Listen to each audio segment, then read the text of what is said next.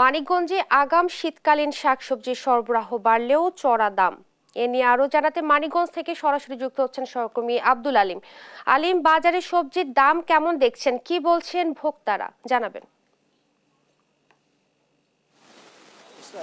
মানিকগঞ্জে ব্যাপক পরিমাণে কিন্তু সবজির আবাদ হয়ে থাকে।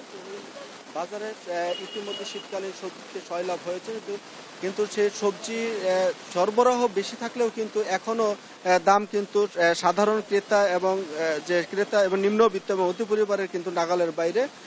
এবং ক্রেতা এবং বিক্রেতারা যেটি বলছেন যে শীতকালীন সবজির যে সবজি সেগুলো সবজি বাজারে সরবরাহ অনেকটাই, কিন্তু দাম যে এখনো যে অবস্থা আছে তাতে গেলে কিনে যে খাওয়ার মতো সে পরিস্থিতি এখনো পর্যন্ত নেই।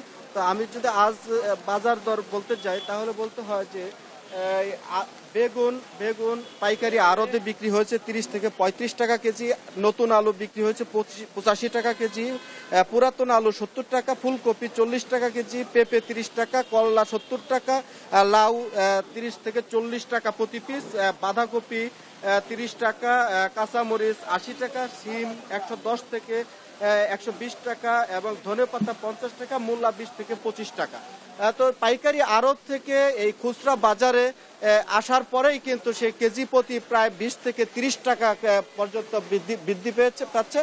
তো আমরা এ বিষয়ে কথা বলেছি খুচরা বিক্রেতাদের সাথে। বিক্রেতারা যেটি বলছে যে তাদের আড়তে যে দামে বিক্রি হচ্ছে সেখান থেকে চড়া দামে বিক্রি করছে, এবং আড়তদারির যে খরচ সে খরচ দেওয়ার পরে পরিবহন খরচ মিলিয়ে তারা যে দামে বিক্রি করছে তারা বলছে যে এতেও তারা অনেকটা লোকসানে পড়ছে। কিন্তু সাধারণ ক্রেতা এবং ভোক্তাদের অভিযোগ হচ্ছে যে মধ্যস্বত্বভোগী যারা রয়েছে তারা এই যে কারসাজি করে এই যে সবজি শীতকালীন সবজি এই সবজির দাম বৃদ্ধি করেছে বলে তারা দাবি করেছেন। তো আমরা আরো যতটুকু জানতে পেরেছি যে প্রান্তিক কৃষকরা যেটি দাবি করছেন যে তারা যে মাঠ থেকে যে সবজিগুলো পাইকারি আড়তে আনছে সেক্ষেত্রে সেখান থেকে যে একটি মধ্যস্বত্বভোগী তারা কম দামে কিনে আবার বেশি দামে বিক্রি করার কারণেই কিন্তু এই সবজির দামগুলো বৃদ্ধি পাচ্ছে। তো সাধারণ ক্রেতা এবং ভোক্তারা যেটি বলছেন যে এই আগে যে 100 টাকা 200 টাকা আনলেই কিন্তু 4-5 প্রকারের কিন্তু সবজি তারা কিনতে পারতেন, কিন্তু এখন 1000 টাকা নিয়ে এসেও কিন্তু এক ব্যাগ সবজি তারা বাজার করতে পারছেন না, এবং তারা যেটি বলছেন সংসার চালানোই অনেকটা দায় হয়ে পড়েছে। তো আমরা এ বিষয়ে কথা বলেছি জেলা প্রশাসনের সাথে। জেলা প্রশাসন যেটি বলছেন যে তারা মাঝে মধ্যে টাস্ক ফোর্সের মাধ্যমে এবং ভোক্তা অধিকারের মাধ্যমে বাজার নিয়ন্ত্রণের জন্য পাইকারি আড়তগুলোতে অভিযান চালিয়েছেন। ক্রয় রসিদ ব্যতীত এবং যারা কারসাজি করে ব্যবসা করছেন তাদের বিরুদ্ধে তারা অনেকটাই ব্যবস্থা নিয়েছেন, এবং বিভিন্ন ব্যবসায়ীকে তারা মামলা দিয়েছেন এবং জরিমানা করেছেন।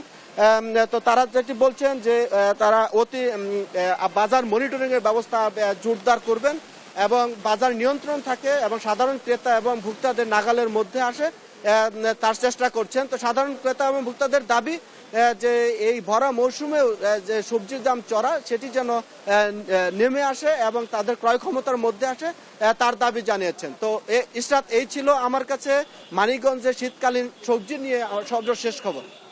ধন্যবাদ আপনাকে। মানিকগঞ্জ থেকে শাকসবজির বাজার পরিস্থিতি নিয়ে বলছিলেন সহকর্মী আব্দুল আলিম।